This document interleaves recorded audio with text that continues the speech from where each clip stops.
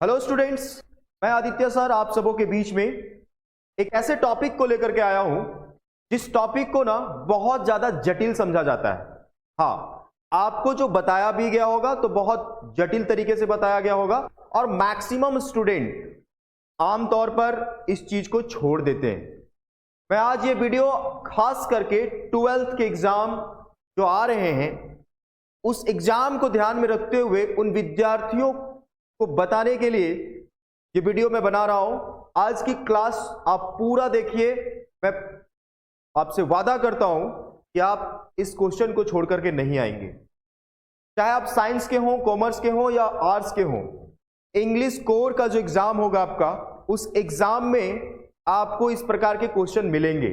जी हाँ, आप देख पा रहे होंगे आज का जो टॉपिक है वो टॉपिक है फिगर ऑफ स्पीच का। फिगर ऑफ स्पीच सुने हैं ना नाम आप सब?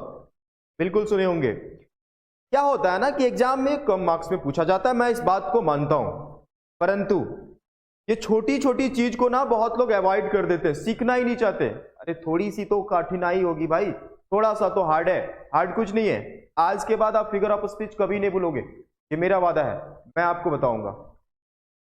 हाँ, आप छोटी छोटी चीज को अवॉइड नहीं कर सकते।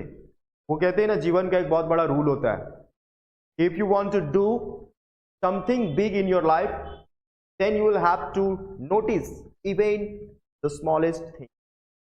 जीवन में कुछ बड़ा करना चाहते हैं ना, तो छोटी छोटी चीजों को भी ध्यान में रखना होगा, है ना।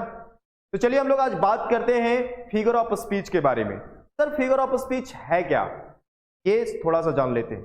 फिगर ऑफ स्पीच कुछ नहीं है, जैसे लड़कियां मेकअप करती है ना, मेकअप करने के बाद सुंदर लगती हैं, वैसे हम अपनी बातों में अगर फिगर ऑफ स्पीच का यूज करते हैं तो हमारी बातें ज्यादा अट्रैक्टिव लगती है, ज्यादा सुंदर लगता है, लोग उसे गौर से सुनते हैं।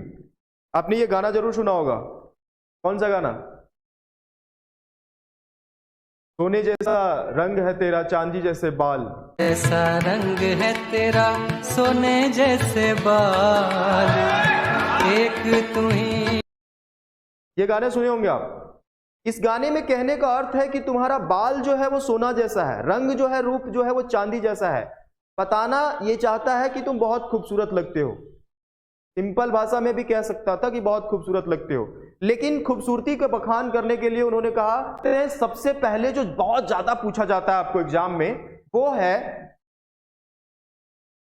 देख पा रहे, फिगर ऑफ स्पीच। ये क्या है? Figure of speech.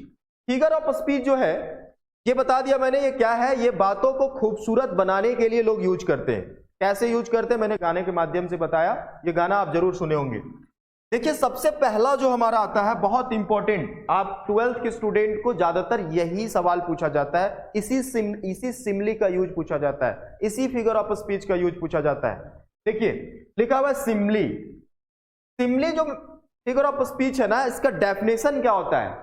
इसमें कुछ नहीं होता, लिखा हुआ है comparison is made between two different object having at least one common things. कहने का मतलब कि दो अलग अलग चीजों का तुलना किया जाएगा जिसमें से एक कॉमन चीज रहेगी। नहीं समझे? नहीं समझे ना? चलिए मैं समझाता हूं। ये भी गाना सुने होंगे आप, कोयल सी तेरी बोली, कोयल सी तेरी बोली, सुने हो ना? हाँ ये जो गाना भी बज रहा है, ये गाना सूरत है, ये गाना आप सुने होंगे। ये गाना नहीं सुने होंगे तो ये जरूर सुने होंगे, फूलों सा चेहरा तेरा, कलियों सी मुस्कान है। जी, एक लड़की के चेहरे को बताने के लिए इस सिंगर ने यूज किया है एक फिगर ऑफ स्पीच का, और वो फिगर ऑफ स्पीच क्या था? सिमली। कैसे? चलिए मैं बताता हूं। फूलों सा चेहरा तेरा, कलियों सी मुस्कान है। कुल मिला के ये कवि कहना चाहता है कि तुम बहुत सुंदर हो और तुम्हारी स्माइल बहुत सुंदर है। उसकी चेहरा का तुलना, फेस का जो तुलना किया गया, कंपैरिजन किया गया, वो किससे किया गया? फ्लावर से। किससे किया गया? फ्लावर से किया गया ना। उसकी स्माइल का जो तुलना किया गया, कलियों सी तेरी मुस्कान है, स्माइल का जो तुलना किया गया वो किससे किया गया? कली से। बड का मतलब क्या होता है? कली। तो कली से किया गया, तो कहना चाह रहा है कि तुम बहुत सुंदर हो, लेकिन चेहरा का तुलना फूल से, स्माइल का तुलना कली से, तो दो अलग अलग चीजों की तुलना की गई ना। इस प्रकार के फिगर ऑफ स्पीच को सिमली कहते हैं। क्या कहते हैं? सिमली। फिगर ऑफ स्पीच का हिंदी होता है अलंकार। क्या होता है? अलंकार। और अलंकार का यूज हम लोग करते क्यों हैं? अलंकार का यूज करते हैं अपनी बातों को खूबसूरत बनाने के लिए, अट्रैक्टिव बनाने के लिए। समझ में आया? चलिए एक दो एग्जाम्पल से समझते हैं। अच्छा, एग्जाम्पल समझने से पहले ट्रिक समझ लेते हैं। ट्रिक क्या है? जब भी आपको कोई सेंटेंस में ये दो कंपैरिजन वर्ड्स मिल जाएंगे, पहला लाइक और दूसरा एज, ये दो शब्द ऐसे हैं जो आपको सेंटेंस में दिखेगा और दो डिफरेंट टाइप्स के ऑब्जेक्ट का तुलना किया जाएगा। ठीक है, तो सेंटेंस में ये दो तरह की चीजें दिखी जाएगी। देखिए पहले एग्जाम्पल से समझते हैं। एग्जाम्पल क्या है, थोड़ा सा समझ लेते हैं एग्जाम्पल। ध्यान दीजिएगा, बहुत आसान शब्द में हम आपको कोशिश कर रहे हैं समझाने का, और हम लोग इसको समझेंगे भी। ठीक है, चलिए एग्जाम्पल के तौर पर अगर हम लोग बात करें तो एग्जाम्पल क्या होगा?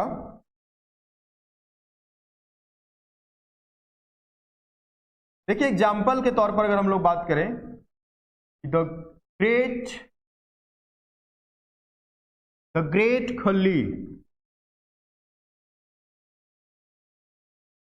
the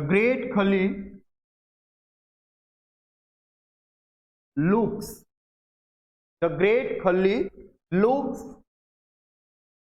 as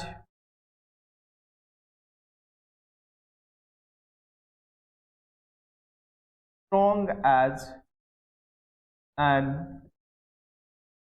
elephant। ये देख पा रहे हैं आप?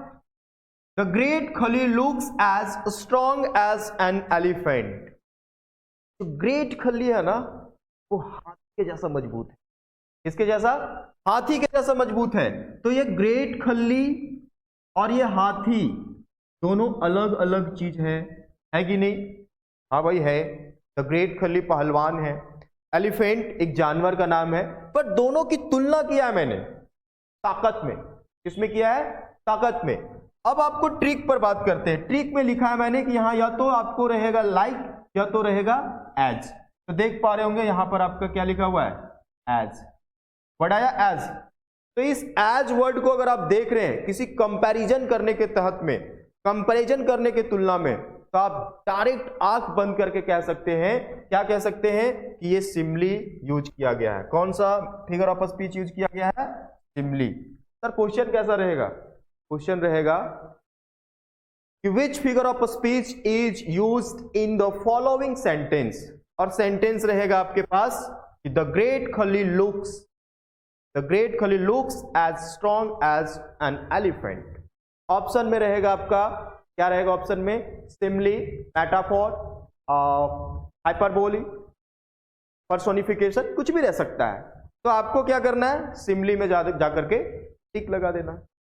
उम्मीद करते हैं आपको ये बात पूरी तरह से समझ में आई होगी ना?